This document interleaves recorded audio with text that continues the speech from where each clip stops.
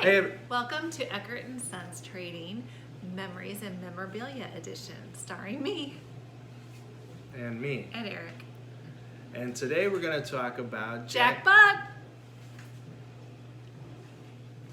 who was a St. Louis Cardinal, St. Louis icon, a national treasure. Jack Voice Buck, of the Cardinals. voice of the Cardinals for many, many years, several decades. He was a National Baseball Hall of Famer. He was known across the nation for his not only his baseball broadcasts, but also his football broadcasts and every sport. I think if you read through his book, philanthropic heart. he stole that line from me. Yeah, he was a very giving man. He was known as a very generous man. And anyway, Jack Buck was awesome, and I want to share a memory and then share some memorabilia with you. The memory is from 1994, December of 1994. I was in high school. I was a senior in high school at Oakville Senior High in South County, just south of St. Louis. Go Tigers. Go Tigers. And what ended up happening was I was supposed to do a shadow project and shadow somebody in the career that I wanted to be in. And I wanted to be a baseball broadcaster. So my mother, who I told you before, has worked for the St. Louis Cardinals. She has this motto, and it is, if you don't ask, you don't get. And so she just decided to make a big ask. And she asked a gentleman there named Marty Hendon, who was the vice president of marketing. She said, "Hey, Marty, do you think there would be any opportunity for Eric to shadow Jack Buck?" And Marty said, "Oh, no, Shirley, he's very busy.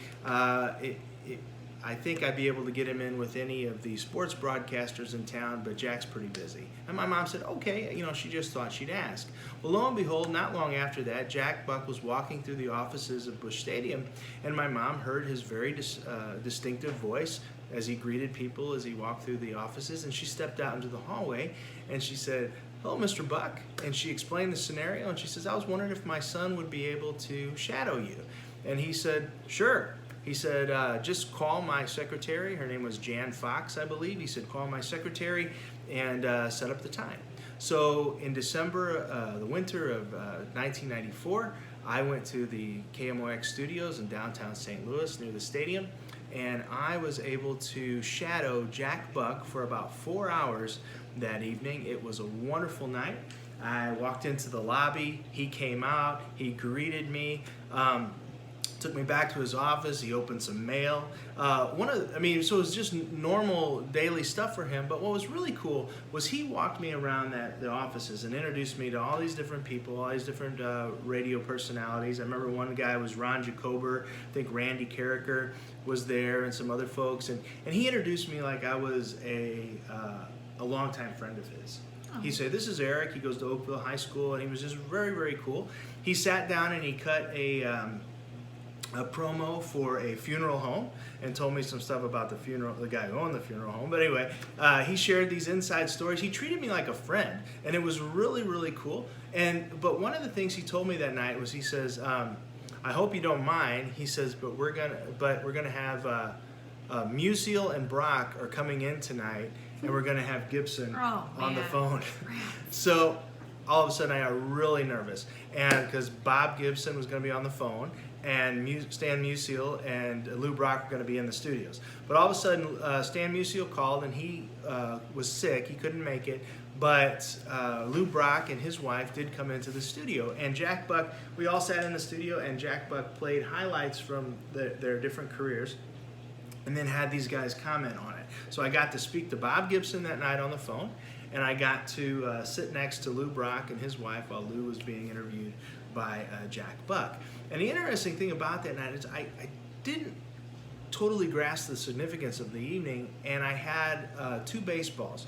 Both of them I was going to have signed by Jack Buck. One for my driver's ed teacher named Frank Hartman, and the other for myself. But instead, I was so much more excited to see Lou Brock, and so I got Lou Brock to sign a baseball.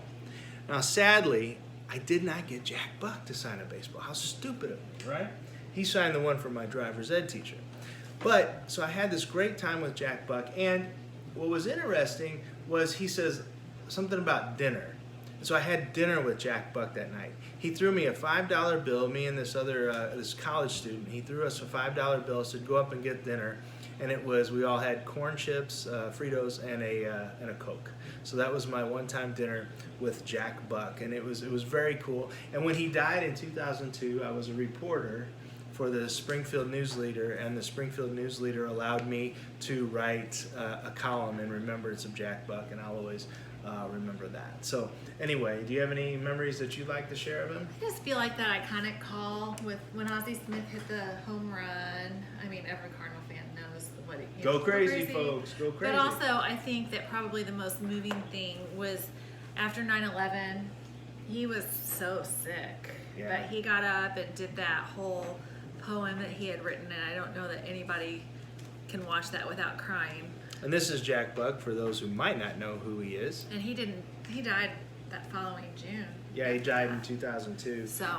But so I was a few things I'd like to share is I do have this book, his biography, and it is signed. Hi to Eric, go crazy, Jack Buck. So that was kind of exciting. It dovetails with what Corinn was saying. Another thing that I have is back in the day when his son Joe started with him, and we all know Joe Buck, I got this baseball sign. It's signed by a number of people, but it is signed by Joe Buck here and Jack Buck here. And I don't think you see too many of those together, Jack and Joe autographs. Also, right under there's Alan Watson, if you remember one of our earlier videos talking about his batting helmet, and Corinn wore the batting helmet. That's Alan Watson. There's some other cool people, even a Mike Shannon on this ball, and George Grand, who was a broadcaster for the Cardinals for a while and also did a lot of Hall of Fame induction ceremonies. Another thing I'd like to share is this 1994 yearbook. It has a picture of who was one of the stars at that time, Greg Jeffries, and we've talked about him. We had his shoes on the other day. Actually, I'd like to share this book in another episode, but I just wanted to share a Jack Buck autograph here as well, a Joe Buck, a Mike Shannon, and then an Hrabosky, the Mad Hungarian, who was also in the broadcast booth. And for the National Baseball Cardinals. Hall of Fame for his announcing abilities. Who? Hrabosky. No? I know. Oh, yeah. I was like, oh man, she's joking. I am joking. So anyway, just a cool memory about Jack Buck, and it's nice to share a little bit about him. He is just a wonderful icon for St. Louis and baseball history, and he doesn't always get a whole lot of, not everybody knows who he is, and so hopefully we're able to pique your interest about Jack Buck. Look him up if you don't know who he is. He was the background music of our childhood. On that note, we'll ask you to like and subscribe and join us for more videos. Thanks.